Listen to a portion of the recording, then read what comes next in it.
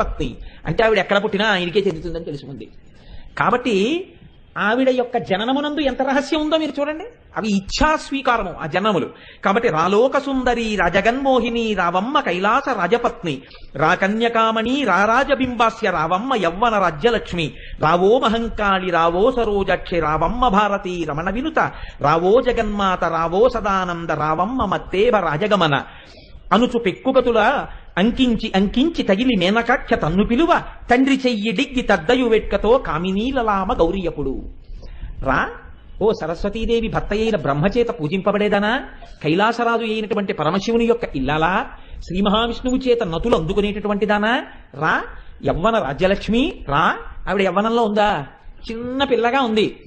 పొంగిపోయి ఈవిడికి తల్లినైపోయాననుకుని పిలుస్తుంటే ఆ చిన్న పిల్ల ఒళ్ళో కూర్చుని తండ్రి దగ్గర ముద్దులాడబడుతున్నటువంటి తల్లి చెంగున దూకి తండ్రి చెయ్యిలా విడిపించుకుని అమ్మ దగ్గరికి బుడిబుడి నడకలతో పరిగెత్తుకుంటూ వెళ్ళిందిట. వెళితే పోతన గారు ఇక్కడ దర్శనం చేశారండి. ఏమి భాగ్యం అమ్మా, ఇక్కడ కూర్చోవడమా, చూసి పిలవడమా, పిలిస్తే వచ్చేయడమే, అందున పరుగు పరుగున వెళ్ళిపోయి మా అమ్మ అని ఒళ్ళో పడిపోవడమా, ఒళ్ళంతా ముద్దులు పెట్టేసుకుని ఒళ్ళో మేనక కూర్చోబెట్టుకోవడమా. ఏమి భాగ్యం ఈ భాగ్యం, ఏ మాటలా అటువంటిది కలగడం అంటే అని పోతన గారు అంటారు.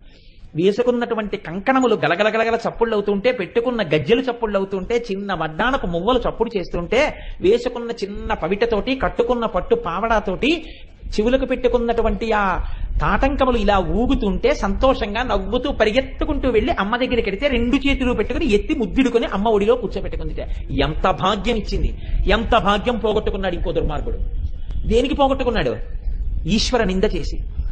దేనికి పొందాడు? నువ్వు నా కూతురు అయితే చాలమ్మా అని అడిగినందుకు. ఇంతే అమ్మవారి దగ్గర మీరు అడగాలి కానేది చిన్న కోరికలా కనపడుతుంది, కానీ మీరు పొందేటటువంటి అదృష్టము ఆకాశమే హద్దు. అటువంటి స్థితిని పొందారు.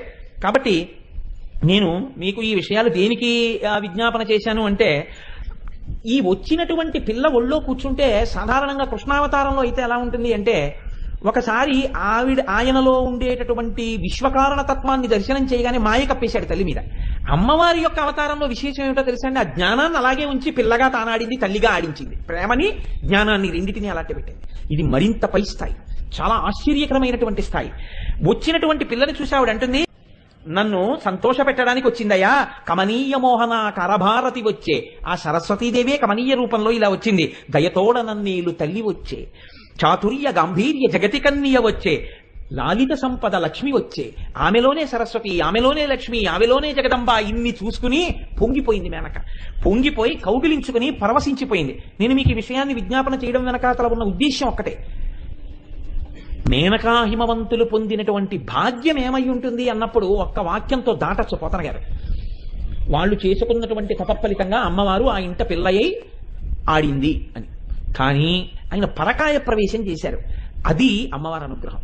పోతన గారికి ఇచ్చి వాళ్ళప్పుడు ఏ ఆనందాన్ని పొందారో ఆ ఆనందాన్ని చూడగలిగిన హృదయం ఇచ్చి